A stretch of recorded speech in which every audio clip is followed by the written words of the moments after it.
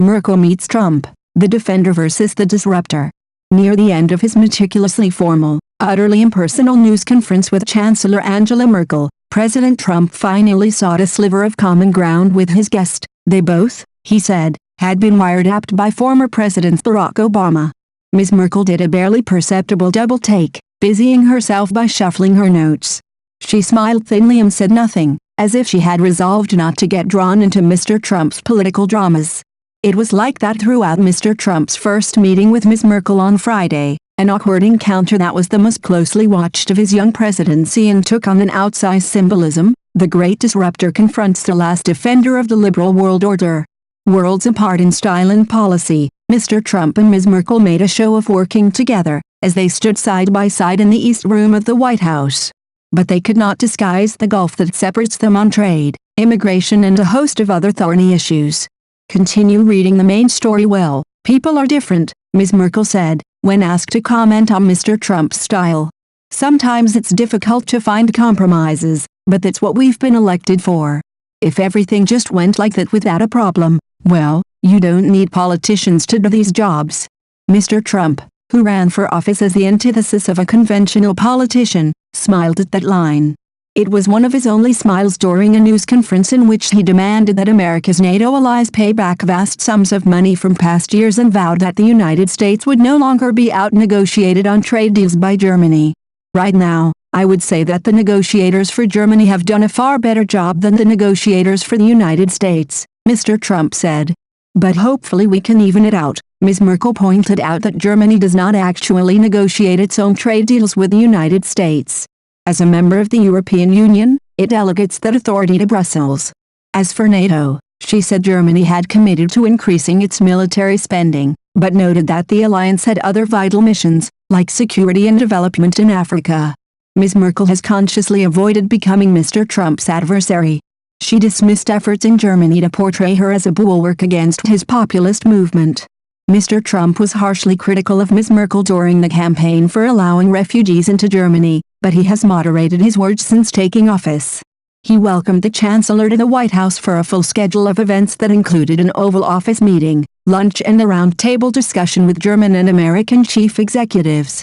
Still, both leaders advocated unapologetically for their worldviews. Mr. Trump appeared to go further than he has in the past on the need for burden sharing in NATO. He demanded not just that members increase their military spending as a percentage of gross domestic product, but also that they make reparations for past American contributions. Many nations owe vast sums of money from past years, and it is very unfair to the United States, he said. These nations must pay what they owe. Mr. Trump also said he believed that Germany, like China and other trading partners, had taken advantage of the United States.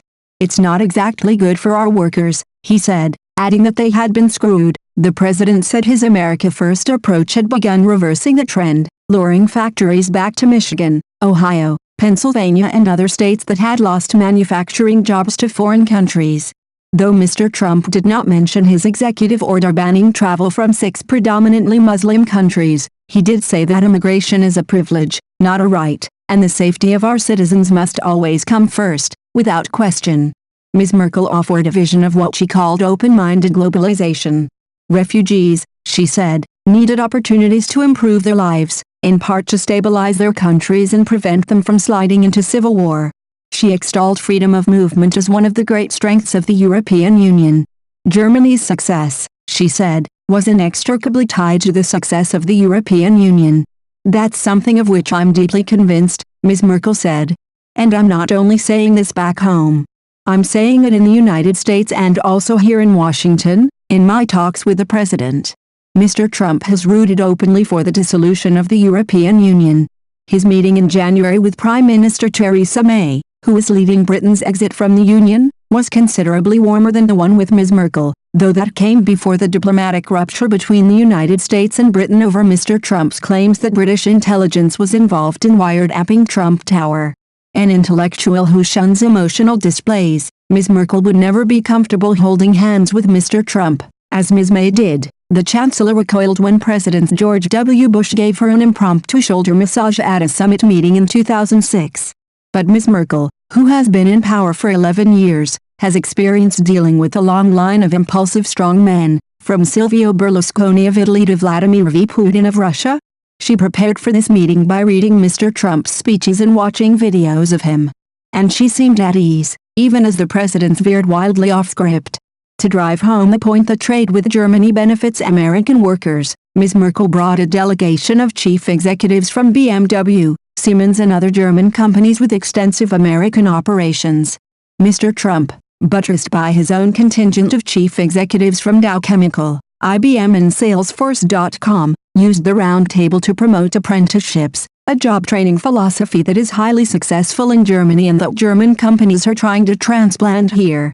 Whatever their differences, both leaders reaffirmed that Germany and the United States must find a way to continue talking.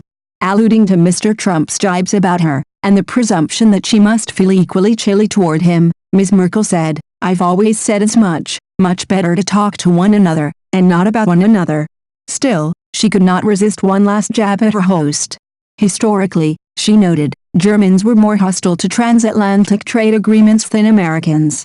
With the election of Mr. Trump and his anti-free trade views, however, German sentiment had swung in favor of these deals. Gazing at Mr. Trump, she said, "I am very glad to note that apparently the perspective on that has changed a little bit, at least in Germany, too."